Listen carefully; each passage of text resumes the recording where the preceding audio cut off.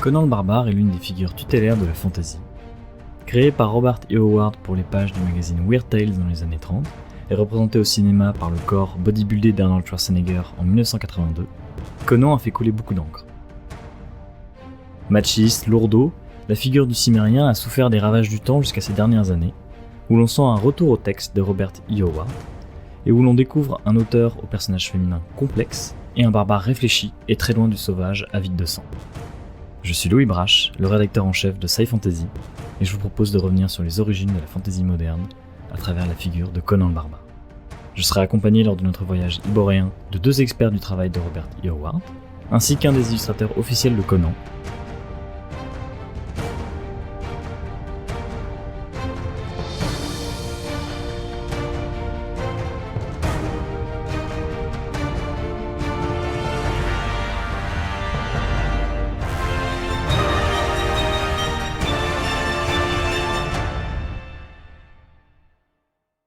Alors Simon Sanaïjas, vous êtes l'auteur des Chroniques de Karn chez Brajlon, un récit épique qui suit un aventurier faisant chanter sa lame à travers le monde, ce qui n'est pas sans rappeler le sujet du jour. Et vous êtes également l'auteur d'un essai sur Conan le Barbare, intitulé Conan, du barbare au souverain, aux éditions Mouton électrique. Essai qui inclut une biographie de Conan le Cimérien comme s'il avait réellement existé, et qui mène une étude biographique de la vie de Robert E. Howard afin d'expliquer son œuvre. Alors Simon Sanaïjas, je vais vous poser une question très facile et également très difficile dans le même temps. Qui est Conan de Robert E. Howard?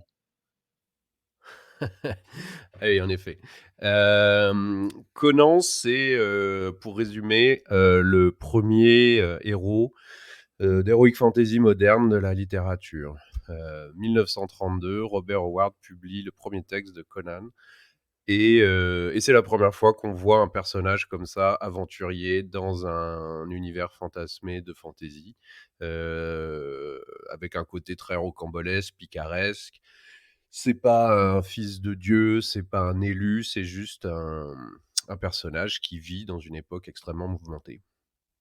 Alors vous évoquez justement cette ère un peu ancienne, antique. À quoi correspond ce fameux âge iboréen dans lequel Conan évolue? Alors en fait, c'est assez simple, c'est-à-dire que Robert Howard, avant d'écrire sur Conan, avait, écrit et publié beaucoup de textes, historiques. C'est-à-dire des choses qui se passaient pendant les croisades, pendant, l'époque viking, pendant, tout un tas d'époques de notre histoire. Et ce qui se passe un peu dans sa tête à ce moment-là, c'est, l'envie de mélanger tout ça. Et du coup, il va prendre, chacune des époques qu'il apprécie dans l'histoire du monde, dans l'histoire de l'humanité, et chacune des aires géographiques qui l'intéressent, et il va les mélanger dans cet âge iborien, qui est une espèce de patchwork, en fait, où on va retrouver à la fois, la chevalerie, du haut Moyen Âge, en France, à la fois, les, les peuples, pictes heu, de l'Angleterre. On va retrouver, les peuplades afghanes du 19e siècle, les récits de pirates, tout ce genre de choses. Et c'est ce qui fait que cet âge iborien, nous est extrêmement familier quand on le lit. En fait, on a des termes, on a une imagerie qui nous rappelle des choses qu'on a appris, soit au collège, soit en lisant des livres, et du coup qui font qu'en quelques petites, descriptions, en quelques petites idées, quelques petites images, tout prend corps, sous nos yeux. Et justement, Howard, lui, a beaucoup voyagé pour s'inspirer de ces différentes civilisations? Ou s'il est resté aux États-Unis et il a créé tout un imaginaire derrière? Alors, Howard n'est pas du tout un voyageur. Enfin, pas du tout un voyageur au sens contemporain du terme. C'est-à-dire que, il, naît et meurt au Texas. Il va, aller un tout petit peu dans les États voisins, c'est-à-dire, un bref passage en Louisiane et au Nouveau-Mexique. Donc il va très peu sortir de chez lui et surtout pas sortir des États-Unis. Après, il faut bien, garder en tête que le Texas, c'est la taille de la France. C'est, énormément de paysages différents. On va avoir de la forêt, on va avoir, des zones semi-désertiques, on va avoir des montagnes, on va avoir la mer, on va avoir le golfe du Mexique et cetera.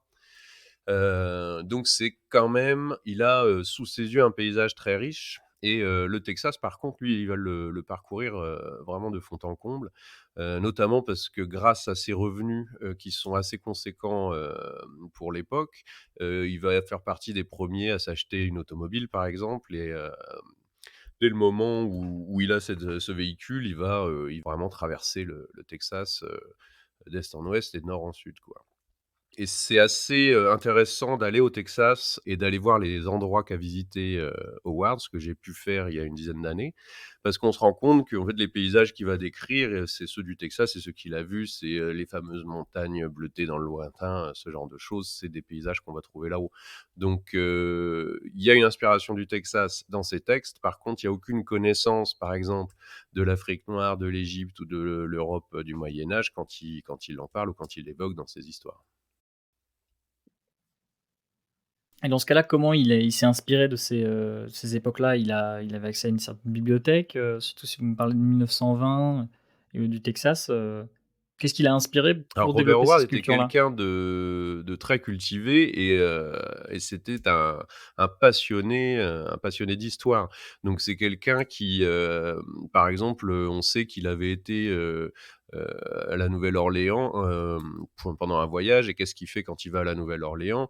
Il va à la bibliothèque, il va consulter des listes, des livres d'histoire, il va trouver la mention du peuple picte, par exemple, dans cette fameuse bibliothèque de Nouvelle-Orléans et c'est de là qu'il va tirer toutes les histoires de Bran McMahon, notamment.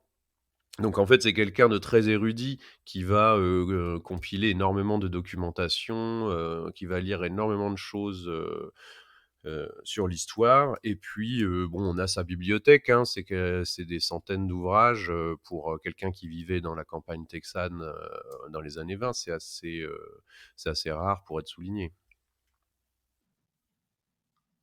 Et comparé à Lovecraft, de la même époque, vous me dites que Howard avait, un revenu très conséquent. On voit que, les auteurs de pulp de l'époque, eux, vivaient, on va dire, très chichement. Comment vous expliquez? Le succès, financier vient du Le succès succès de financier Conan? arrive avant Conan, puisque Conan c'est 1932 et par exemple, l'épisode de la voiture de mémoire, il l'achète en 1930. Donc on est en pleine, crise de 29 et pour la petite histoire, il va aller l'acheter, cash au garagiste, ce qui se faisait absolument pas à cette époque-là.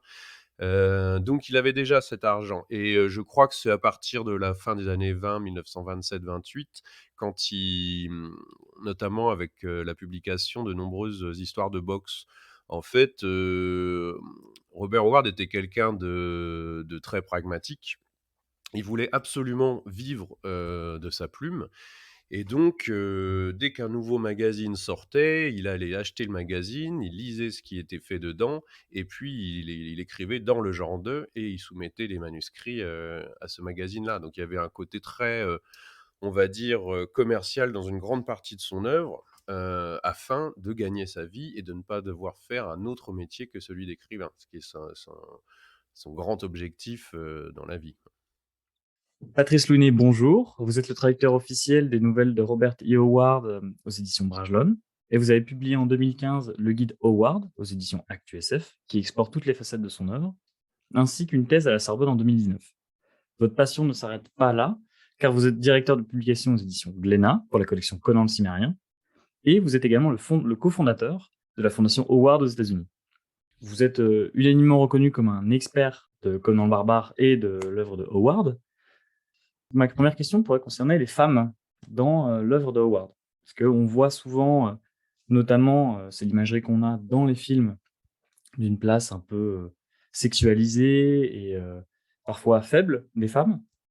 Globalement, dans l'œuvre d'Howard, quelle place ont les femmes dans l'univers de Conan?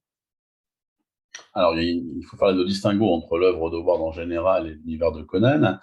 Et dans un premier temps, dans un deuxième temps, il est nécessaire de faire une distinction entre le Conan public, celui que moi que j'appelle Conan le barbare, et le Conan littéraire, donc le Conan de Howard que j'appelle Conan le cimérien. Euh, Howard est particulier en ce sens que c'est un auteur qui n'a acquis une véritable notoriété qu'une fois son œuvre devenue une icône de la culture populaire. Et c'est uniquement ensuite, donc après principalement les comics de chez Marvel et le film de Milius, qu'on a commencé véritablement à s'intéresser à l'œuvre littéraire. Et dans ces films, dans ces comics, l'image de la femme, elle n'est pas extraordinaire. Avant tout cas, dans les comics principalement, elle n'est pas extraordinaire, puisqu'effectivement, on a des femmes qui sont très souvent réduites au rôle de simples potiches dont la fonction est de se faire sauver par le héros, en l'occurrence Conan. Ce qui, par amalgame, a contribué à donner de Howard l'idée qu'il était un machiste, tout simplement, ce qui ne correspond pas du tout à la réalité. La carrière de Howard, en particulier sur les 3 années où il a écrit les nouvelles de Conan, donc de 1932 à 1935, se divise en trois phases d'écriture, première, deuxième et troisième évidemment. Et il s'est trouvé un moment dans sa carrière où, du fait de la Grande Dépression qui touchait alors les États-Unis, Howard s'est retrouvé brutalement sans aucun débouché commercial. Donc, tous les magazines auxquels il vendait régulièrement, il y en avait 5 ou 6, ont peu à peu cessé de paraître. Et il s'est retrouvé avec Weird Tales comme unique débouché, le magazine dans lequel paraissaient les nouvelles de Conan le Cimérien. Et donc là, à un moment, il s'est résolu à faire ce que doit faire tout auteur qui a besoin de gagner sa vie.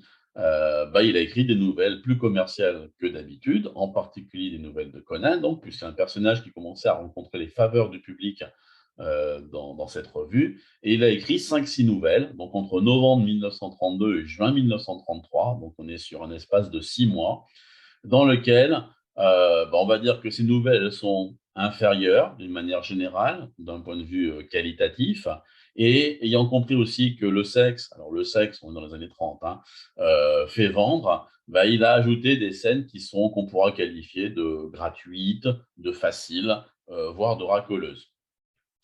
Le souci, c'est que dans les années 60, plus années 80, lorsque l'œuvre d'Howard est devenue immensément populaire, c'est sur ces nouvelles-là, et non pas sur les nouvelles les plus intéressantes de la série, voilà, la plupart des continuateurs, pasticheurs et autres trafiquants posthumes se sont appuyés, et donc on produit une ribambelle infinie de filles à sauver, de princesses en péril et autres. Donc, on peut dire que Howard est évidemment responsable de l'image qu'il a pu avoir, mais ça correspond vraiment à une période bien définie, bien circonscrite, et qui ne représente que quelques mois dans sa carrière sur des nouvelles inférieures. Si on demande à la plupart des spécialistes ou même des amateurs quelles sont les meilleures nouvelles de la série des Conan, aucune de ces 5 ou 6 nouvelles écrites dans cette période-là ne va ressortir. Les gens vont citer de manière générale les Clous Rouges, Au-delà de la rivière Noire, la Tour de l'éléphant ou la Reine de la Côte Noire, c'est les 4 qui reviennent régulièrement. Et ces 4 nouvelles se caractérisent, une par le fait qu'il n'y a aucun personnage féminin, et les 3 autres par le fait que le personnage féminin est un personnage fort. Donc, c'est assez impressionnant de voir la dichotomie, la différence qu'il peut y avoir entre la perception de Howard et donc de ses nouvelles et la perception la populaire et la réalité des choses, qui était que c'est un auteur qui, à cette époque de sa vie et de sa carrière, était capable d'écrire des nouvelles totalement révolutionnaires dans la façon dont il abordait les personnages féminins. On pourra toujours évidemment lui reprocher des choses parce que nous sommes en 2021 et qu'évidemment, il reste un homme de 1932. Mais Bélite, par exemple, c'est un personnage particulièrement fort. Valéria, dans Les Clous Rouges, s'amuse justement des avances sexuelles de Conan. Elle se moque de lui. Elle dit, mais tu m'auras jamais. T'es lourd comme un pachyderme, mais tu crois vraiment que c'est comme ça que tu vas me séduire? Tu n'y arriveras pas. Donc, Howard, d'une manière générale, est un auteur qui est capable de créer des personnages féminins extrêmement forts. Il a créé Sonia, donc Red Sonia, Sonia Larousse, qui ensuite a été déformée par Marvel pour en faire la guerrière en bikini côte de maille que l'on connaît. Mais à la base, il s'agit d'une femme guerrière, hein, effectivement, mais qui est présente lors du siège de Vienne en 1529 par les troupes de Soliman le Magnifique. Et le héros, je dis héros entre guillemets de la nouvelle, c'est une sorte de pochetron, hein, qui est un poltron, qui est pas très courageux, et c'est elle qui va l'aider à se prendre en charge, à se révéler à lui-même, et c'est véritablement le personnage féminin de la nouvelle qui est le moteur de l'action. Je terminerai par citer une autre création assez célèbre d'Howard, qui est Agnès Lanoire. Agnès, la nouvelle introductive de la série, donc on est en 1934, c'est une femme qui va être mariée de force à un type qu'elle n'a pas choisi, et plutôt que de se résigner à ce destin-là, elle prend un poignard, elle égorge le type qui a été censé marier, et elle se barre du domicile familial afin de vivre une vie dans laquelle elle ne sera pas la proie et le jouet des hommes de cette époque-là.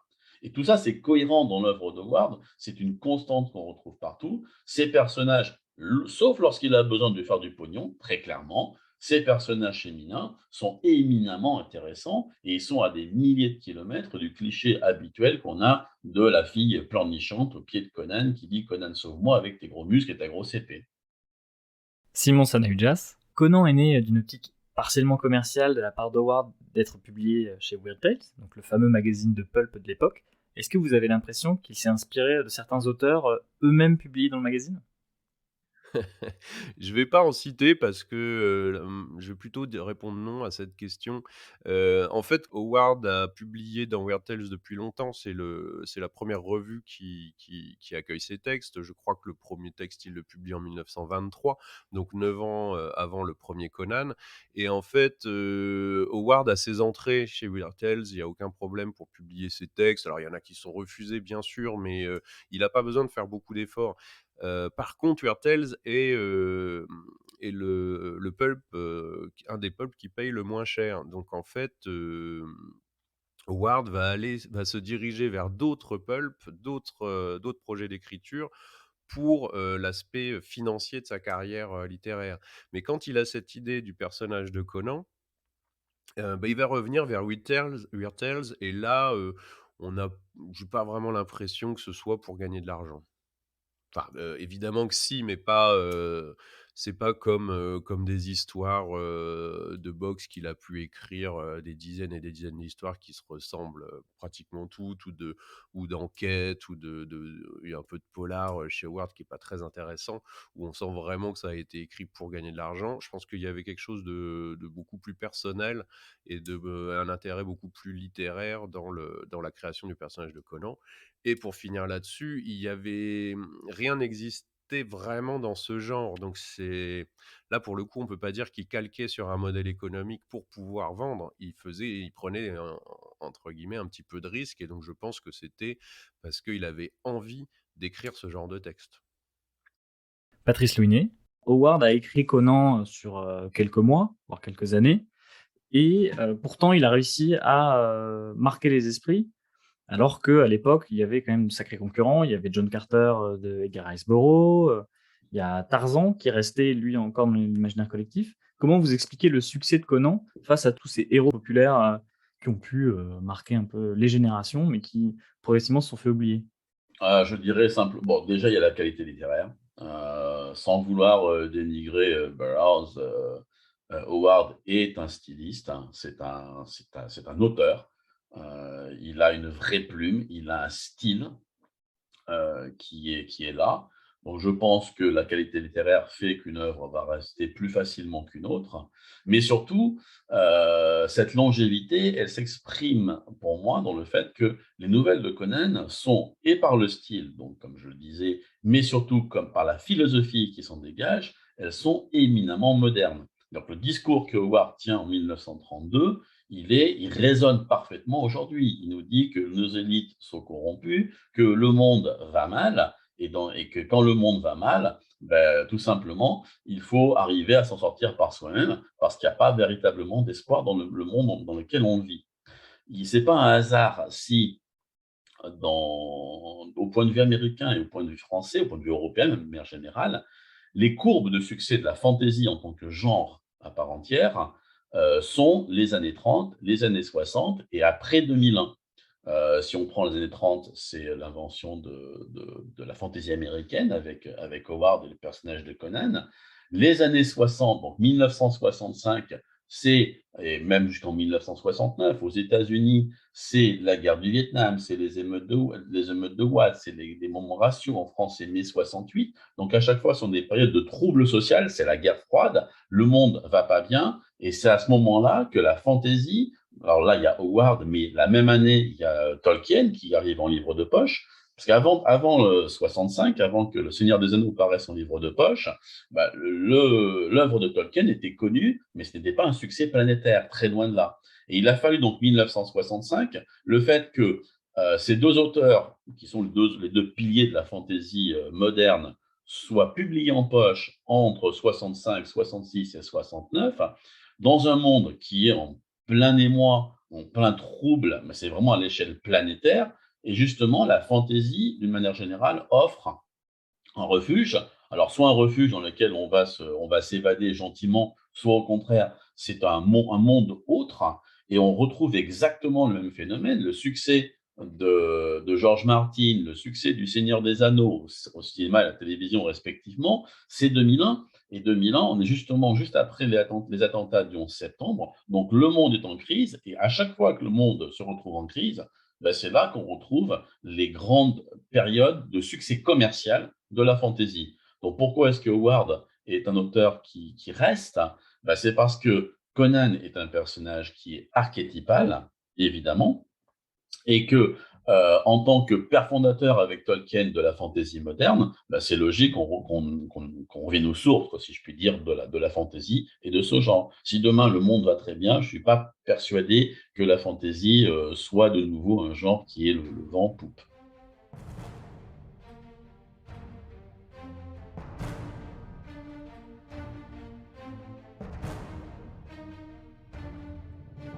Je suis un mercenaire, je vends mon épée au plus offrant. Je n'ai jamais semé de blé et je ne le ferai jamais tant qu'il y aura d'autres récoltes à moissonner à l'épée. Mais vous autres, Iboriens, vous vous êtes étendus aussi loin que vous pouviez le faire. Vous avez franchi les marches, mis le feu à quelques villages, exterminé quelques clans et repoussé les frontières jusqu'à la rivière Noire. Cependant, je doute que vous soyez capable de conserver ce que vous avez conquis, et vous n'étendrez pas vos frontières plus loin à l'ouest. Votre crétin de roi ne comprend rien à ce qui se passe ici. Il ne vous enverra pas suffisamment de renforts, et il n'y a pas assez de colons pour contenir le choc d'une attaque concertée, lancée depuis l'autre côté de la rivière. Mais les Pictes sont divisés en clans de petite taille, insista Balthus. Jamais ils ne s'uniront et nous sommes tout à fait capables de repousser n'importe quel clan isolé. Voire même 3 ou 4, reconnut le tueur. Mais un jour, un homme viendra, qui unira 30 ou 40 clans, comme cela s'est produit chez les Cimériens quand les Gundermen ont essayé de repousser les frontières vers le nord, il y a des années de cela. Ils ont essayé de coloniser les marches méridionales de la Cimmérie en massacrant quelques clans de faible importance et en bâtissant une ville fortifiée, Vénarium. Mais tu connais l'histoire, j'imagine. Je la connais, en effet, répondit Balthus en grimaçant. Le souvenir de ce désastre sanglant était une tache noire dans les chroniques de ce peuple fier et guerrier. Mon oncle était à Vénarium lorsque les Cimmériens ont déferlé sur les remparts. Il est un des rares à avoir échappé au massacre. Je l'ai écouté me raconter l'histoire à maintes reprises. Les barbares ont surgi sans prévenir des collines en une horde sauvage et ont pris Vénarium d'assaut avec une telle furie que personne n'aurait pu leur résister. Hommes, femmes et enfants furent massacrés. Vénarium fut réduite à un tas de ruines carbonisées, ce qu'elle est toujours aujourd'hui. Les Aquiloniens furent repoussés de l'autre côté des marches et depuis ils n'ont plus jamais cherché à coloniser la Cimmérie. Mais tu parles de Vénarium sur un ton familier. Tu y étais peut-être ? J'y étais, grogna l'autre. Je faisais partie de la horde qui a déferlé sur les murailles. Je n'avais pas encore vu 15 hivers, mais déjà on répétait mon nom autour des feux de camp lors des conseils.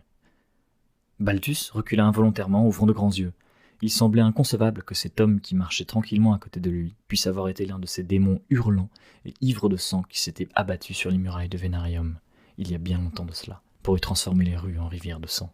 « Mais, alors toi aussi tu es un barbare » s'exclama-t-il involontairement. L'autre acquiesça sans en prendre ombrage. « Je suis Conan, un Cimmérien. » Au-delà de la rivière Noire.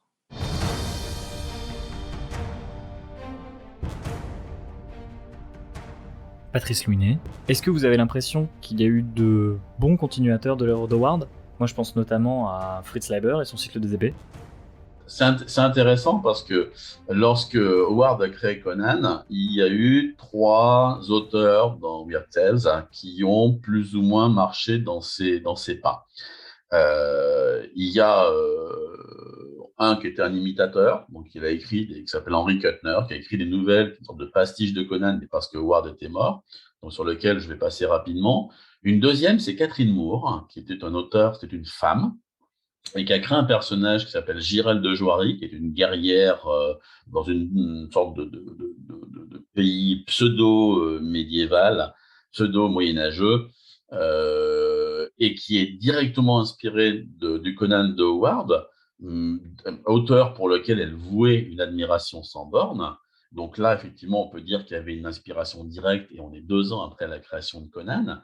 Et Fritz Leiber, dont vous parlez, mais Fritz Leiber a justement créé Fafhrd et le souricier gris en réaction à Conan. Il disait justement, je veux faire quelque chose, donc on reste effectivement dans la fantaisie, mais il voulait justement ne pas faire du Conan.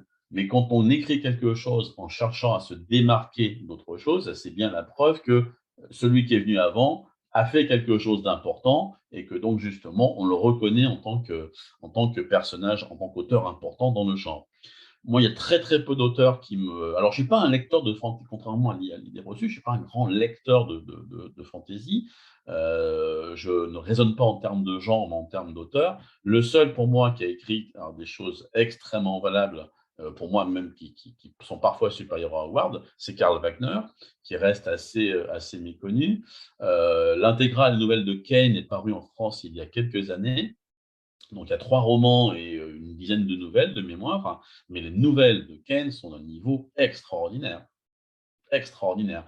Après, je pense qu'aujourd'hui, l'influence de Ward, elle est beaucoup plus diffuse qu'autre chose.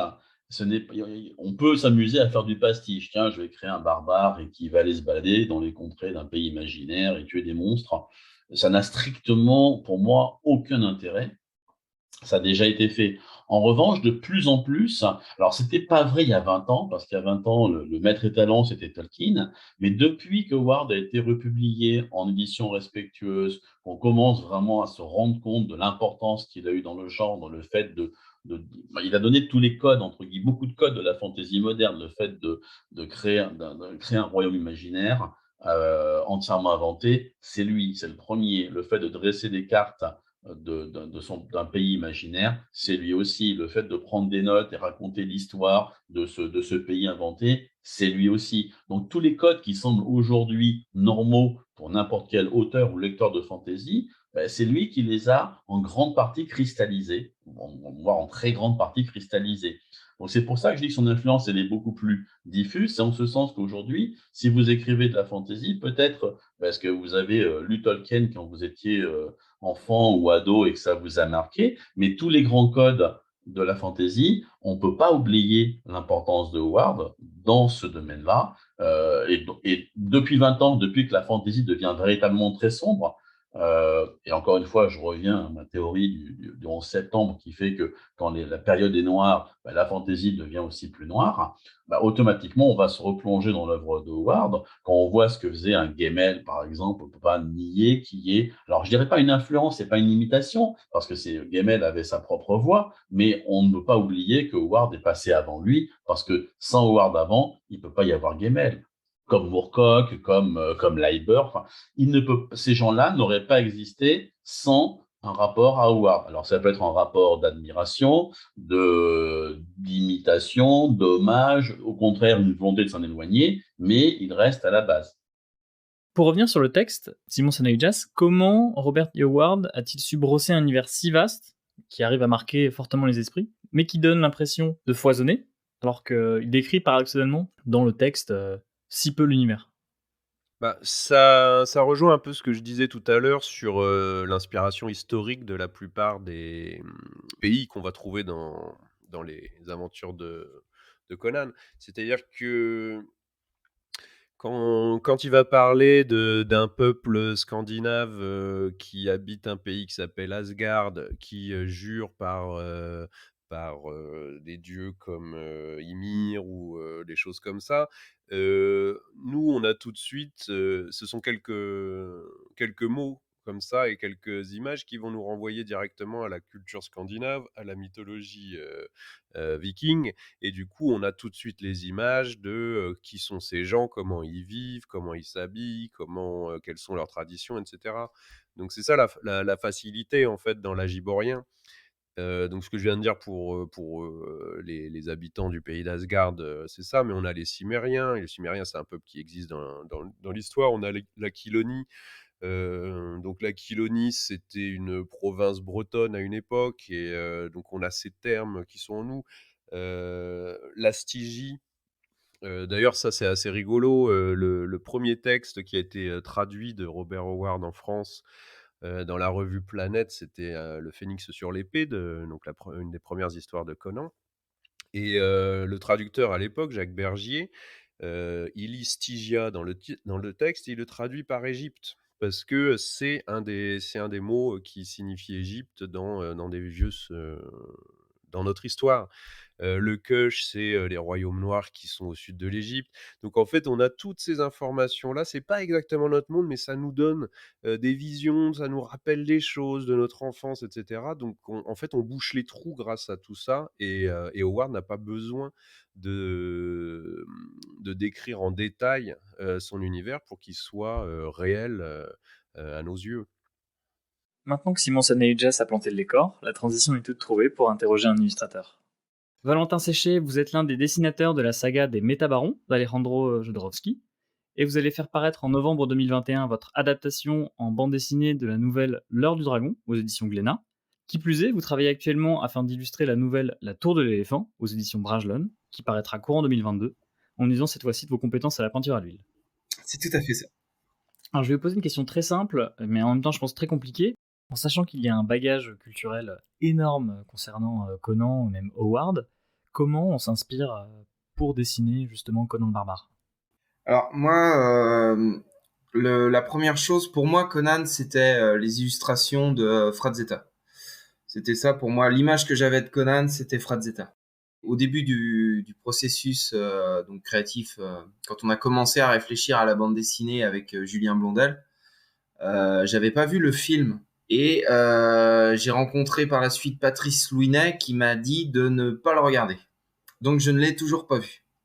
Ensuite, Conan, comment on dessine Conan, comment on s'en inspire, c'est un dialogue entre le scénariste et le dessinateur. Moi, je sais que on a beaucoup parlé avec Julien de ça, et lui, il avait une image en tête de Conan, un acteur même, donc c'était Jason Momoa. Il a aussi fait un film Conan que je n'ai pas vu non plus. Et au niveau de l'esthétique, on s'est fixé là-dessus pour commencer. Après, on s'en est détaché, mais on s'est dit, c'est vrai que on le verrait bien comme ça tous les deux. Avant tout ça, on a lu les nouvelles, bien sûr. On a lu le roman, parce que nous, ce qu'on adapte, ce n'est pas une nouvelle, c'est un roman. C'est quelque chose que Howard a fait pour le marché anglais. Et quand on lit le roman, on se rend compte qu'il a pioché dans toutes les nouvelles qu'il avait faites avant. Et il en a fait un grand puzzle pour faire une histoire qui fasse assez de mots pour l'éditeur anglais de l'époque. Et donc, après avoir lu justement toutes ces nouvelles, après en avoir discuté avec Julien, on est arrivé, on fait des recherches, on fait des croquis, c'est un dialogue, comme je disais, entre le scénariste et le dessinateur. Et on arrive à une espèce de... Alors moi, dans ma tête, c'était une espèce d'aventurier félin, très très loin justement de l'image du bodybuilder autrichien qui peut être justement Arnold Schwarzenegger. Plus un félin, plus souple, très intelligent, mais pas une intelligence civilisée. Mais ça, Patrice Louinet creusera un peu plus la chose, mais vraiment un homme qui n'a pas été dompté par la civilisation. Donc, avec des cheveux très noirs, des yeux bleus, incandescents, ça c'est dans la description du bouquin. Ouais, une espèce de panthère en fait. Et pour ça, c'est pour ça qu'on avait besoin de mettre un visage avant de commencer. Donc, il n'y a rien de mieux que les acteurs très connus pour se mettre d'accord sur une esthétique globale en fait. Et concernant les bâtiments ou même les armures, vous vous renseignez dans des musées militaires, vous regardez des gravures. Comment ça se passe? En fait, avant de commencer, c'est pareil. Patrice nous a donné une note et il nous a donné plein de directives. Et j'ai aussi lu le bouquin qu'il avait fait sur Howard. Et il y a un passage d'Howard qui m'a marqué, qui disait que pour lui, Conan, c'était une récréation. C'était quelque chose qui s'affranchissait de toute rigueur historique. C'est d'ailleurs pour ça qu'il a créé l'Aquilonie. C'est un monde dans lequel il pouvait faire évoluer ses héros sans contrainte historique. Il s'est souvent confronté à des critiques. Cette armure pouvait pas exister à cette époque, ou ce lieu pouvait pas exister à cette époque. Et là, pour le coup, vu qu'il a créé son monde, il avait pas de barrière. Et donc, pour l'esthétique globale, c'est pareil. J'ai essayé de réfléchir de la même manière, en fait. On a une époque aujourd'hui où on a des influences de partout. On voit autant d'images en une journée qu'un illustrateur des années 50 pouvait en voir en peut-être pas un an, mais au moins un mois. On a des influences qui viennent du jeu vidéo, du cinéma, de la littérature avec la bande dessinée. Moi, j'aime beaucoup l'illustration de l'avant-guerre. Les illustrateurs comme Norman Rockwell, Dean Cornwell ou ces choses-là. Et c'est vrai que c'est plus facile pour nous de mélanger tout ça. Alors pour le décor de Conan, bah bien sûr, je me suis inspiré d'œuvres qui traitent de la, on va dire pas de la mythologie, mais de la médiéval fantasy en fait, comme le plus connu, Le Seigneur des Anneaux. Il y a tellement d'endroits où aller piocher que au final, pour vraiment répondre à la question précisément comment on fait, déjà je lis la nouvelle et je la lis de manière très précise, je fais plein d'annotations. Et ensuite, chaque région est plutôt bien décrite et c'est quelque chose qui, à l'époque, était plutôt innovant. À l'époque de Howard, c'était quelque chose d'innovant, il me semble, de créer un monde de toutes pièces comme ça, mais en se basant sur des régions qui existent. Aujourd'hui, on est habitué à ça. Quand je donne un exemple tout bête, mais là, par exemple, la nouvelle que je suis en train d'illustrer, qui s'appelle La Tour de l'éléphant, ça se passe dans un monde oriental. Enfin, en tout cas, c'est comme ça que moi, dans ma tête, je me l'imagine. Et pour s'inspirer de ça, on a plein d'œuvres qui se passent dans un monde fantastique, un monde des mille et une nuits, en quelque sorte. Moi, en tout cas, c'est comme ça que je m'imagine la chose. Donc, les sources d'inspiration pour une nouvelle comme La Tour de l'éléphant, ça peut aller de vieilles illustrations de contes et des mille et une nuits. Allez, on va prendre les deux extrêmes, à un jeu vidéo qui va s'appeler Prince of Persia, par exemple. Les lieux sont fictifs, mais on sait où il a été cherché. Quand Howard parle de la Stygie, on sait très bien qu'il parle de l'Égypte. Quand il va parler de la Cimmérie, c'est un royaume froid, ça peut être en Suède ou en Irlande, des lieux très arides, très froids. Donc après, quand on est dans un lieu comme la Stygie, donc qui représente l'Égypte, eh ben on regarde des photos de temples oubliés, des hiéroglyphes même pour voir les costumes. Pour la tour de l'éléphant, et ben là j'ai été plutôt du côté oriental. Donc on va sur des temples orientaux qui ont plusieurs millénaires. On va sur des statues de. J'ai même regardé. Alors pour une illustration, j'ai été voir des statues de Ganesha, il me semble, la déesse éléphant avec beaucoup de bras là. Et alors il y en a. Alors sur internet, on trouve tout ce qu'on veut. On trouve plein d'inspirations partout. Donc ça va des statues antiques, des lieux antiques. On peut regarder aussi des vieux films, des Indiana Jones, des dessins animés. Alors là, il y a Aladdin qui me vient à l'esprit, mais je l'ai pas regardé pour faire la tour de l'éléphant. Mais en tout cas, on va dans une esthétique qui est plus antique. Qui est antique, mais c'est un monde qui n'a jamais existé. Enfin, qui se trouve, si on date la chose, ça se passerait, je sais pas moi, 10 000 ans avant notre ère. Peut-être même plus. Comme je disais au début, on n'a pas de contraintes historiques, donc les influences peuvent être diverses et variées, mais il faut quand même qu'on reste dans une esthétique globale qui se veuille antique. on n'est pas dans un monde où la technologie a pris le pas sur tout le reste et où ça se serait oublié avec le temps ensuite. On essaye de se rapprocher dans quelque chose qui parle à tout le monde en fait. On peut essayer d'être original, mais on n'est jamais vraiment original parce que on se met toujours, on rajoute sa petite pierre à la tour, à l'édifice, façon de parler, et on essaye d'apporter quelques petites choses en plus, mais d'une manière générale, il y a énormément de choses qui ont été faites, et j'ai pas encore parlé de toutes les illustrations qui ont été faites sur Conan.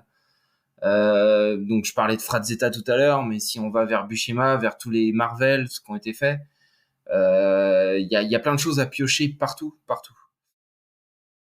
Simon Sanayujas, on voit dans les nouvelles qu'il critique souvent les cités avec des régnants ou des citadins assez sournois ou égoïstes, comparé à Conan qui peut être ingénu mais toujours droit.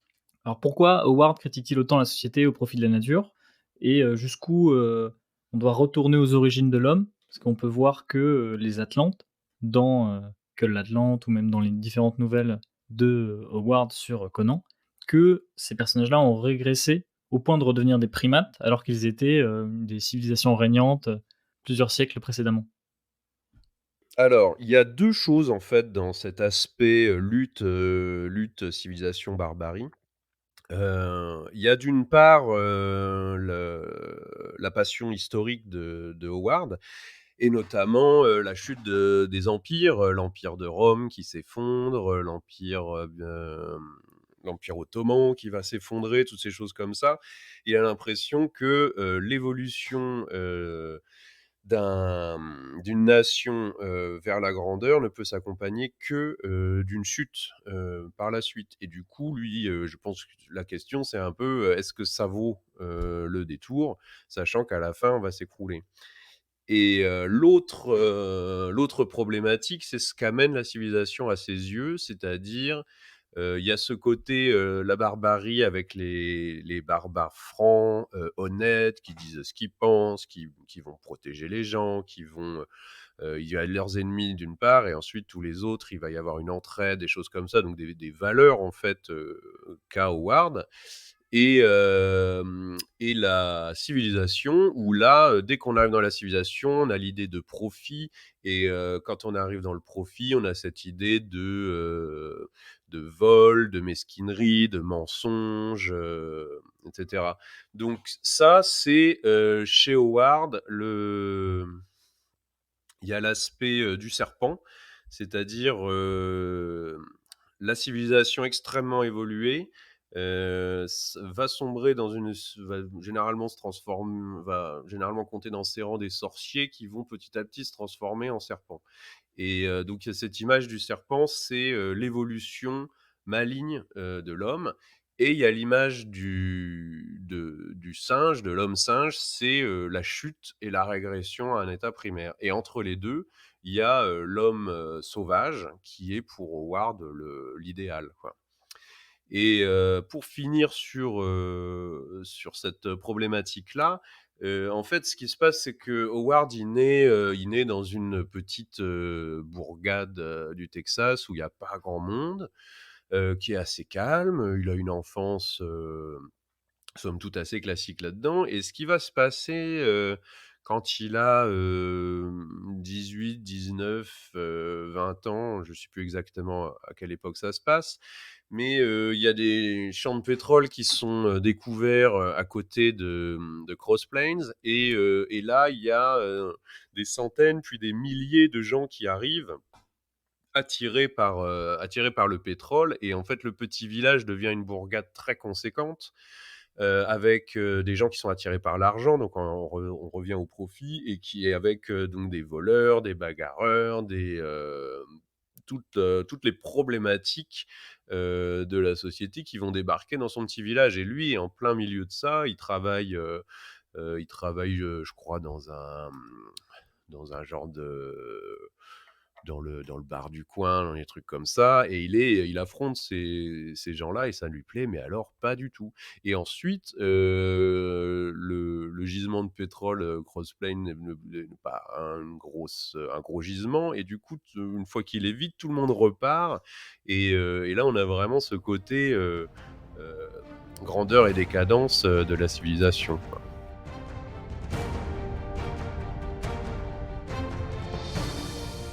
Les lumières blafardes et les beuveries s'éloignaient derrière le cimérien.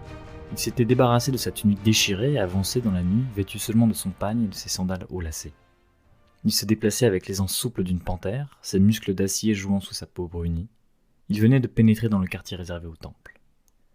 Sous la clarté lunaire, tout autour de lui, brillaient des colonnes de marbre neigeux, des coupoles dorées et des arches argentées, autant de sanctuaires pour les myriades de divinités étranges qu'abritait Zamora. Il ne se tracassait pas outre mesure à leur sujet. Il savait que la religion de Zamora, comme toutes celles de pays civilisés depuis longtemps, était complexe et déroutante. Ayant troqué ce qui faisait son essence primitive au profit d'un dédale de rituels et de formules. Des heures durant, accroupi dans les cours des philosophes, il avait écouté les arguments des théologiens et des professeurs et en était ressorti désorienté, sûr d'une chose seulement, que leur cerveau ne tournait pas rond. Ces dieux, à lui, étaient simples et compréhensibles. Crom était leur chef et il vivait sur une grande montagne, d'où il envoyait des malédictions et la mort. Il était inutile d'en appeler à Crom, car c'était un dieu sombre et sauvage, qui détestait les faibles. Mais à la naissance, il insufflait à tout homme du courage, ainsi que la volonté et le pouvoir de tuer ses ennemis. Ce qui, selon le cimérien, était tout ce qu'un homme pouvait espérer d'un dieu. Ses pieds chaussés de sandales ne faisaient pas de bruit sur les pavés luisants. Aucun garde n'était en vue, car même les bandits du môle évitaient soigneusement les temples. On disait que des sorts étranges s'abattaient sur ceux qui osaient les profaner. Il aperçut devant lui la tour de l'éléphant qui se découpait sur le ciel. Il spécula sur l'origine de ce nom, que personne ne semblait connaître. Il n'avait jamais vu d'éléphant, mais il comprenait vaguement qu'il s'agissait d'un animal monstrueux, doté d'une queue à l'arrière et d'une autre à l'avant. C'était ce que lui avait confié un nomade chémite, qui avait juré avoir vu ces animaux par milliers dans le pays des Hyrcaniens. Mais tous les hommes savent combien les hommes de Shem peuvent être menteurs. En tout cas, il n'y avait pas d'éléphant en Zamora. La tour étincelante se tendait vers les étoiles telle une colonne glacée.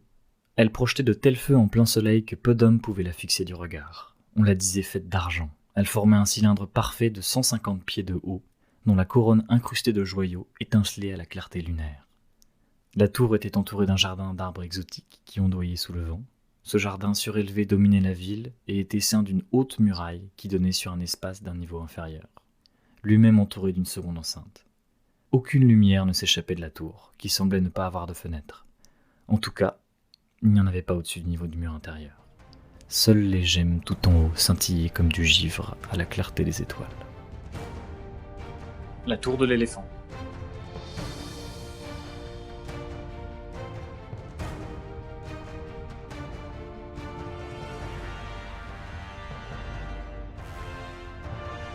Valentin Séché, votre prochain projet va être de peindre à l'huile la nouvelle La Tour de l'éléphant, donc ça sera aux éditions Brajlon.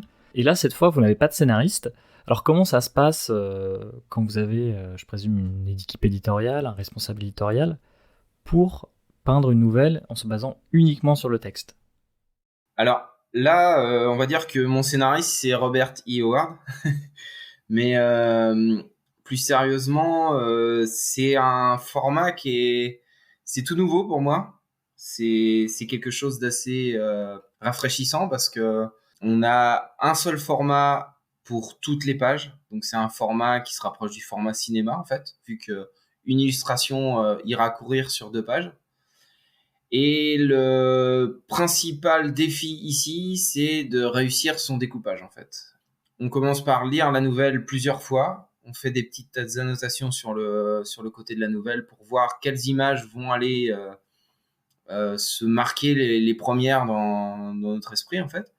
Et une fois qu'on a ces idées-là, une fois qu'on a découpé la nouvelle, en termes d'écriture, c'est une nouvelle qui va faire à peu près 30 pages. Et moi, je vais avoir 25 illustrations à faire, 24 illustrations à faire, plus une couverture. Donc, en gros, il faut que je découpe la nouvelle en 24 illustrations. 24 illustrations qui ont tous le même format. Donc c'est ça le vrai défi en fait, c'est d'essayer le rythme est complètement différent d'une bande dessinée. Dans une bande dessinée, on peut faire des ellipses, on peut découper une scène d'action, on peut avoir 1 seconde, 2 secondes, 3 secondes entre chaque case, et on peut la page d'après faire des cases qui se déroulent sur plusieurs mois avec entre chaque case un temps beaucoup plus long. Le gros défi, en fait, c'est de faire des images en ayant un rythme beaucoup plus régulier et avec un format qui est aussi beaucoup plus régulier. Donc là où on peut jouer, c'est vraiment dans la composition et les images qu'on va proposer, en fait, en fonction du texte. Parce que il faut que le texte corresponde à ce qu'on peint. Et il faut aussi qu'il y ait à peu près la même quantité de texte en surimpression de chaque image. Donc c'est un processus qu'on n'a pas l'habitude, enfin que moi j'ai pas l'habitude de faire parce que d'habitude je fais des storyboards de bande dessinée. Et donc là j'ai plus l'impression de me retrouver, en tout cas dans cette étape de découpage, j'ai eu vraiment l'impression de faire un découpage clé pour un réalisateur qui voudrait présenter son film à un studio. De dire, bah voilà quelles vont être mes images marquantes, voilà ce que je veux faire dans mon film. Donc, je vous ai donné 25 images clés qui vont apparaître dans le film. Voilà ce que je vous propose. Donc, j'ai eu l'impression de faire ce travail-là, en fait. On n'a pas l'habitude de ça en tant que dessinateur de bande dessinée parce qu'on a des cases qui partent dans tous les formats, en fait. Le gaufrier d'une page de bande dessinée a plusieurs formats de cases. Et c'est ça qui est intéressant, c'est que ça nous permet de faire des choses des compositions qui peuvent aller dans la verticalité. Et quand on veut montrer un grand monument, on va prendre plutôt une case qui va partir en longueur, qui va être verticale. Et quand on veut montrer une scène un peu plus posée, plus cinématographique, justement, on va prendre une case qui va être un peu plus allongée, un peu plus au format cinéma. Là, dans ce projet-là, j'ai que ce format-là, donc il faut faire avec. Il faut proposer des images qui, justement, sont cinématographiques. Donc là où on va pouvoir jouer, ça va être dans la composition, en fait. Varier les échelles, varier les couleurs et varier aussi ce qu'on raconte. On va parfois avoir envie de montrer un grand décor d'une vue aérienne et d'autres fois, on voudra montrer une action, un personnage en pleine action. Mais le format ne changera pas et donc c'est une contrainte, mais en même temps, c'est ça qui est intéressant dans un travail artistique, c'est quelque part, plus il y a de contraintes, moins on passe de temps à réfléchir à et si je faisais comme ça, si je faisais comme ça. Non, là, on y va comme ça. On a 24 tableaux à faire, tous du même format. La seule chose pour laquelle on peut agir, c'est la composition, la couleur et ce qu'on veut raconter à travers ces images. Et vous, Patrice Louinet, est-ce que vous avez l'impression qu'il a influencé plus loin que la fantasy ? Alors, on peut dire ça, mais d'une façon assez détournée. J'envisage la fantasy telle que Ward l'a concevée, ça veut dire c'est un mélange d'aventures historiques et d'éléments fantastiques, comme le continuateur de ce qui était à l'époque le genre roi, à savoir le roman d'aventure. Un lecteur qui veut se dépayser à la fin du 19e siècle, au début du 20e, il va lire Walter Scott, il va lire Rudyard Kipling, il va lire Stevenson, il va lire Ryder Haggard. Donc, ce sont à chaque fois des grands romans d'aventure qui se passent dans des contrées souvent étranges, lointaines ou mystérieuses. Mais avec l'arrivée de l'ère industrielle et de l'ère moderne, ce qui se passe, c'est qu'il n'y a plus véritablement de territoire nouveau à découvrir. Et donc, le roman historique, enfin le roman d'aventure géographique, à un moment commence à tourner en rond, puisque il n'y a plus de région à découvrir en Afrique. Donc tout ça commence à perdre un peu son mystère. Et c'est à ce moment-là, ça qui est intéressant, que la fantaisie va commencer à éclore. Que ce soit en Angleterre, avec William Morris, 1894-1896 pour ses premiers bouquins. Aux États-Unis, on a Frank Baum qui sort les premiers bouquins de Oz. C'est pareil, c'est la fin du 19e.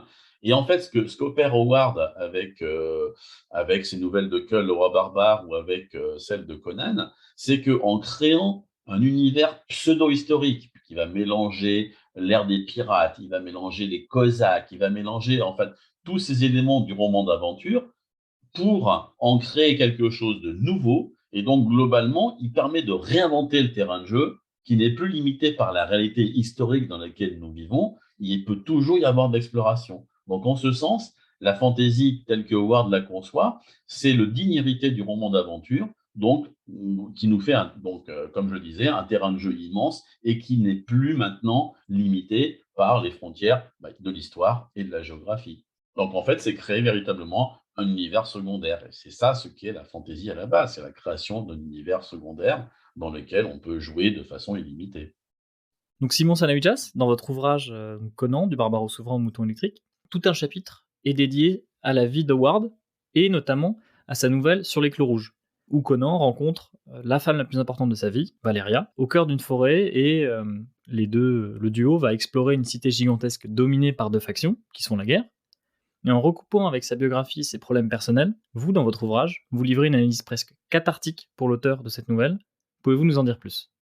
Je peux pas dire grand-chose de plus que ce que j'ai écrit, dans le livre.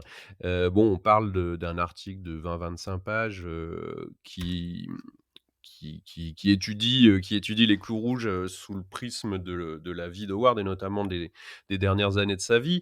Je ne suis pas l'inventeur de cette théorie, déjà, je tiens à le préciser. C'est quelque chose qui se dit beaucoup dans les milieux érudits qui travaillent sur Howard.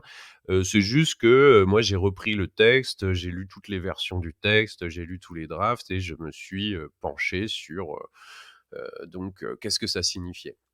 Alors, pour résumer, basiquement, en fait, il y a dans ce texte, Valeria, donc qui est clairement l'incarnation de Novaline Price, qui était, on va dire la petite amie de Ward sur la fin de sa vie. Quelqu'un qui l'a séduit dans un premier temps, puis qui a commencé à s'écarter de lui, par la suite. Donc là, on a clairement cette Valeria qui l'incarne dans les pages du livre. Et ensuite, on a dans les différentes factions qui dirigent cette ville, on va avoir des incarnations une incarnation de la mère de Ward et puis deux incarnations du père de Ward sous deux facettes différentes. Donc ça, c'est quand on connaît la biographie de Ward, le rapport avec ses parents, quand on connaît son histoire avec Novaline Price, et d'ailleurs on la connaît très bien parce que Novaline Price a écrit un livre là-dessus dans les années 80 qui est vraiment, vraiment très intéressant. Il s'appelle L'homme qui marchait seul. Donc quand on connaît tout ça, effectivement, on a une vision très, très claire, d'une deuxième lecture du texte. Moi, la question, que j'avais pas posée à l'époque où j'ai écrit ce texte, c'est, savoir si c'est conscient ou pas de la part de Robert Howard. Ça, c'est une question à laquelle je n'ai pas de réponse et j'aimerais bien savoir ça.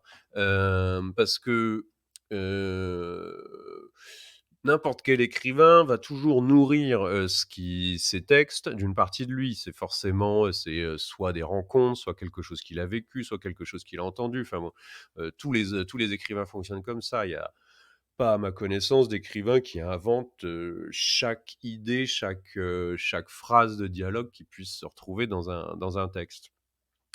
Et ensuite, nourrir son texte de ses expériences personnelles va se faire de manière plus ou moins forte et plus ou moins consciente. Moi, je sais que quand j'écris, notamment dans les chroniques de Karl, je pense qu'il y a chaque texte, c'est une problématique que j'ai dû affronter, qui se retrouve complètement transfigurée dans l'histoire de Karl et dans cette aventure d'Heroic Fantasy. Il y a des choses que j'ai faites exprès, il y a des romans entiers qui se sont calés sur des problématiques que j'ai pu avoir. Et il y a des choses où ça va être des amis, des gens qui me connaissent, qui lisent un de mes textes et se disent mais quand tu écris ça, est-ce que ça parle de ça? Est-ce que tu as pensé à ça? Parce que je m'en rends pas compte quand j'écris, mais en fait effectivement je vais balancer des choses personnelles, voilà. Et moi j'aimerais bien savoir si c'est calculé de la part de Ward ou pas. J'aurais bien aimé voilà pouvoir avoir une réponse à cette question. Patrice Louinet. Howard continue à être un succès, on peut le voir, hein, les éditions Brajlon continuent à publier les nouvelles. Vous avez sorti du coup, avec les éditions Glénat les bandes dessinées inspirées des nouvelles. Et les comics aux États-Unis marchent très très bien chez Marvel. Alors comment on explique que du coup en 2011, le film Conan soit un échec commercial alors que ça devrait exploser vu qu'on est encore sur la lignée le monde va mal et on continue à avoir besoin de fantasy. Bah, le film est pourri, il faut être déjà très clair. J'ai une page dans mon guide Howard où je me suis beaucoup amusé, j'ai insisté pour qu'elle reste telle qu'elle. Donc, s'il y a une question à laquelle je réponds, enfin, c'est même pas une question, c'était Howard au cinéma. Et la phrase, je dis, à ce jour, il n'existe aucune adaptation d'une nouvelle de Howard au cinéma. C'était vrai en 2015, c'est vrai en 2021. Donc, on a évidemment affaire à des scénaristes hollywoodiens qui pensent avoir compris le personnage mieux que quiconque et n'ont pas du tout compris qui était Conan. Donc, il faut être honnête, c'est un très mauvais film. Le scénario est indigent. Il n'y a rien à y comprendre. La musique donne mal à la tête. Et la seule qualité de ce film, c'est Jason Momoa, qui ressemble enfin à la description que peut faire Howard de Conan. Mais c'est pas parce que le personnage est célèbre que ça fait un bon film. Malheureusement, mais enfin, et puis même quelque part, c'est normal. Si le film avait été bon, bah, je suis persuadé il aurait trouvé son public. Mais là, les critiques étaient tellement catastrophiques. Avi Lerner, c'est un yes man qui a essayé de faire son Milius avec les moyens du bord. Donc, il y avait un budget assez limité, un scénario qui a nécessité les services d'un script doctor. Il était évident qu'il y a un moment, ça ne pouvait pas marcher. On a eu le même cas de figure avec Solomon Kane, qui a été une foirade totale. Et tant que les gens n'auront pas compris qu'il n'est pas nécessaire de créer une histoire, Howard a écrit tellement d'histoires qui mériteraient d'être adaptées au cinéma qu'on se demande encore pourquoi il s'évertue à essayer de trouver quelqu'un qui va écrire une histoire originale, je dis originale entre guillemets, alors qu'ils ne saisissent pas, ces gens-là ne saisissent pas l'essence de ce qu'est Conan. Ils pensent toujours que Conan, c'est le personnage qu'on doit mettre en avant parce que Conan le barbare, parce que voilà. Or, les nouvelles de Conan ne parlent jamais de Conan.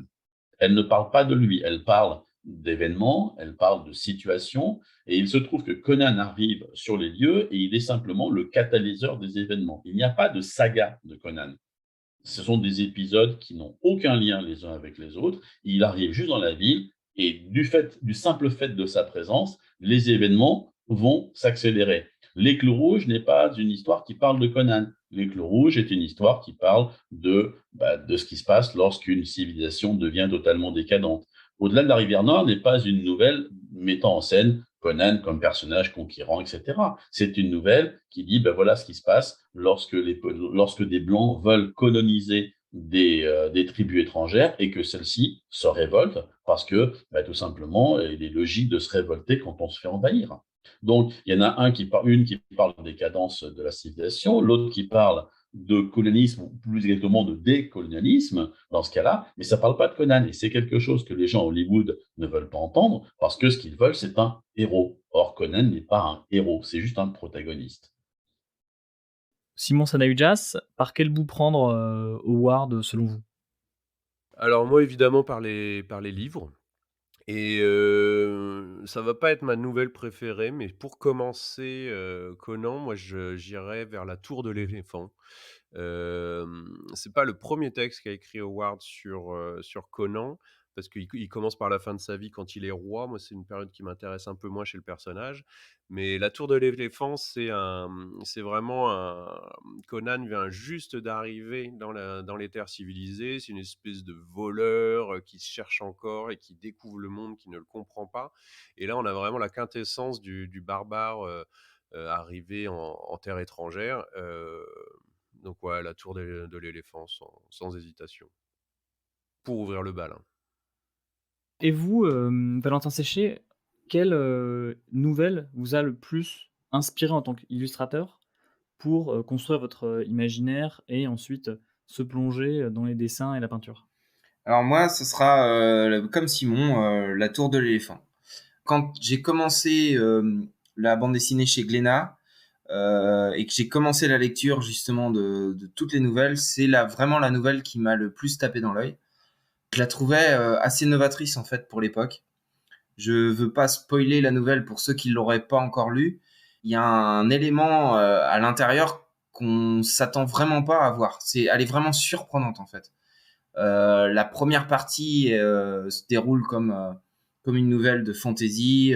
C'est une espèce de braquage. On a vraiment, on a l'impression de regarder un Conan qui prépare un coup pour réussir à dérober donc le joyau, la perle de l'éléphant qui se trouverait selon les rumeurs à l'intérieur de cette tour de l'éléphant. Mais arrivé au dernier tiers de la nouvelle, on se retrouve face à quelque chose qu'on n'attendait pas, en tout cas que j'attendais pas, et surtout que j'attendais pas de la part d'une nouvelle qui a été écrite dans les années 30. J'ai pas beaucoup de culture au niveau de la littérature de cette époque-là, mais il me semble quand même que c'est quelque chose d'assez inédit et d'assez innovant comme ça pour l'époque de mêler on va dire, deux styles à l'intérieur d'une seule et même nouvelle. Et il y a autre chose aussi que j'ai adoré dans cette nouvelle, en fait, c'est que pour la première fois, on a vraiment l'impression que Conan se retrouve dans un monde crédible et pensé en fait par l'auteur. Avant cette nouvelle-là, je pense il me semble même l'avoir lu dans un des bouquins de Patrice Louinet. Avant cette nouvelle-là, l'auteur avait écrit des nouvelles de Conan sans vraiment avoir dessiné de cartes, sans vraiment avoir pensé le monde de Conan autour de lui. Là, tout le premier chapitre nous présente justement le monde dans lequel vit Conan et on a vraiment l'impression de voir quelque chose de crédible, quelque chose qui a été pensé et on pourrait presque dessiner une carte rien qu'en lisant le premier chapitre. Donc c'est vraiment une nouvelle surprenante et ça a vraiment été mon coup de cœur à la lecture des nouvelles de Conan. Ouais. Patrice Luinet, selon vous, si on devait adapter une nouvelle de Conan, ça serait laquelle? C'est une question complexe parce que il y a en fait deux nouvelles qui sont les deux nouvelles préférées de la plupart des lecteurs et des spécialistes de l'œuvre, donc Au-delà de la rivière Noire et Les Clous Rouges, pour ne pas les nommer. Au-delà de la rivière Noire est intéressante parce qu'elle raconte une lutte décolonialiste, mais elle ne met en scène aucun personnage féminin, ce qui pour moi n'est pas forcément un défaut. Ça serait intéressant d'avoir ça au cinéma parce que justement, ça permettrait de battre en brèche ce cliché de la demoiselle gémissante au pied de Conan. C'est une nouvelle qui est extrêmement sombre, qui se finit très mal. C'est pareil, ça permettrait aussi, dans lequel Conan fait des erreurs, il arrive à survivre, on ne sait pas trop comment, mais il a causé la mort de pas mal de gens du fait de ses erreurs. Et la deuxième nouvelle, c'est évidemment Les Clous Rouges, qui serait hyper intéressante à faire d'un point de vue cinématographique, parce que c'est un huis clos complet dans une ville qui est coupée du monde extérieur, et qui, elle, met en scène un personnage féminin intéressant, c'est donc Valéria de la Fraternité Rouge, une femme pirate, et qui, elle aussi, ça aiderait à lutter contre les clichés qui circulent encore sur Howard et sur Conan. Et j'avoue qu'entre les deux, mon cœur balance. Et j'aurais vraiment du mal à choisir entre les deux. Il y a vraiment des choses excellentes dans l'une et l'autre nouvelle, qui ont pour point commun d'être toutes les deux des chefs-d'œuvre et d'être particulièrement pessimistes, voire nihilistes dans le propos. La femme essayait de faire avancer sa monture fourbue. Le cheval ne bougeait pas, jambes largement écartées, tête penchée en avant, comme si même la bride de cuir rouge ornée de glands dorés lui paraissait trop lourde. Elle dégagea un pied botté de l'étrier d'argent et sauta de la selle ouvragée d'or. Elle attacha les rênes à la fourche d'un arbrisseau et se retourna, main sur les hanches, afin d'examiner le décor qui l'entourait. Il n'était guère engageant. Des arbres géants ceignaient le petit bassin où son cheval venait de s'abreuver. Des fourrés gênaient la vue et l'empêchaient d'y voir correctement dans la pénombre de la haute voûte de branches entrelacées. Un frisson spasmodique parcourut ses épaules et elle poussa un juron. Elle était grande, avait une poitrine opulente, des membres longs et des épaules robustes. Toute sa silhouette témoignait d'une force peu commune, sans toutefois rien noter de la grâce féminine qui se dégageait de son apparence. En dépit de son port et de ses vêtements, tout en elle respirait la féminité. Ses habits semblaient incongrus étant donné le décor environnant. Elle ne portait pas une jupe, mais d'amples culottes de soie, s'arrêtant à une largeur de main au-dessus des genoux, retenues par une large bande de soie enroulée autour de sa taille comme une ceinture. Ses bottes évasées en cuir souple lui arrivaient presque aux genoux, et sa chemise de soie décolletée, aux manches et au col bouffant, complétait son costume. Une épée droite à double tranchant pendait sur une de ses hanches gracieuses, et une longue dague sur l'autre. Ses cheveux blonds et ébouriffés, coupés au carré à la hauteur des épaules, étaient retenus par un bandeau de satin écarlate. Sans le vouloir, elle offrait un tableau pittoresque, se profilant de la sorte sur cette forêt immémoriale dans laquelle elle paraissait curieusement déplacée. Elle aurait dû se tenir sur un fond de nuages marins, de mâts peints et de mouettes tournoyant dans les airs. Il y avait la couleur de la mer au fond de ses grands yeux. Ce qui était somme toute normal, car il s'agissait de Valéria de la Fraternité Rouge, dont les hauts faits sont célébrés par les chants et les ballades partout où se trouvent les écumeurs des mers. Elle s'efforçait de percer du regard la voûte vert sombre des branches entrelacées et d'apercevoir le ciel qui devait se trouver plus haut. Mais elle y renonça en marmonnant une imprécation. Laissant son cheval attaché, elle avança à grands pas dans la direction de l'est, jetant de temps à autre un coup d'œil vers le bassin derrière elle, afin de garder son chemin en mémoire. Le silence de la forêt la déprimait. Aucun oiseau ne chantait sur les branches hautes, pas un frôlement dans les buissons pour indiquer la présence de petits animaux. Elle avait parcouru des lieues dans un royaume de profond silence, que seul était venu briser les bruits de sa propre fuite. Elle avait étanché sa soif au bassin, mais elle ressentit les affres de la faim et se mit à la recherche de ses fruits, dont elle s'était nourrie après avoir épuisé les provisions qu'elle avait emportées dans les fonds de sa selle. Elle aperçut devant elle un affleurement de roches sombres, ressemblant à du silex, qui montait vers ce qui avait l'air d'être un promontoire rocheux, et qu'on devinait à travers les arbres. Le sommet était peut-être plus élevé que la cime des arbres, et de cette hauteur elle pourrait alors voir ce qu'il y avait plus loin, s'il y avait bien autre chose que cette forêt apparemment sans limite, à travers laquelle elle s'enfonçait depuis tant de jours. Une étroite corniche formait une rampe naturelle qui conduisait vers le sommet de cette paroi escarpée.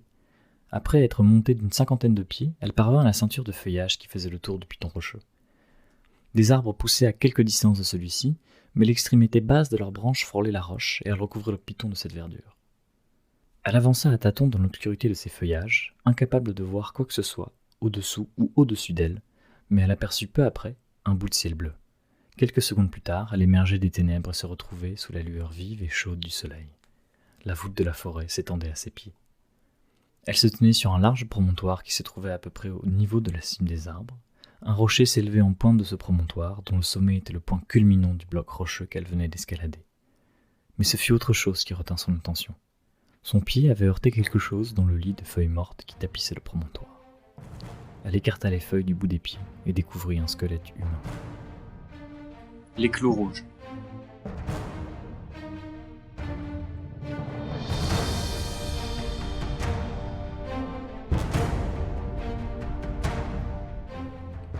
J'espère que notre virée dans les contrées lointaines de la Giboréen vous a plu. N'hésitez pas à faire un tour en librairie pour découvrir la traduction de Patrice Louinet, que l'on retrouve aux éditions Brajlon, qui ont d'ailleurs récemment édité une carte de l'univers de Conan dans un écrin magnifique. Si vous voulez en apprendre davantage sur la vie d'Howard et l'impact qu'il eut sur son œuvre, je ne peux que vous rediriger vers le guide Howard de Patrice Louinet aux éditions ActuSF, ainsi que vers l'ouvrage de Simon Sanaïjas, Conan, du barbare au souverain, ou Mouton électrique. Si vous voulez en prendre plein les yeux, jetez-vous sur le travail de Valentin Séché aux éditions Glénat pour son adaptation de l'Heure du Dragon. Et si vous nous écoutez en 2022, bonne année à vous, et allez jeter un coup d'œil sur ces illustrations pour la nouvelle de la Tour de l'éléphant aux éditions Brajlon. Je ne peux que remercier ces intervenants sans qui ce podcast n'aurait pas été si instructif, et je remercie également César Bastos au montage. Sur ce, je vous souhaite une bonne journée, et j'espère que votre vision de Conan le barbare de Robert E. Howard a changé. A très vite pour de nouvelles excursions imaginaires.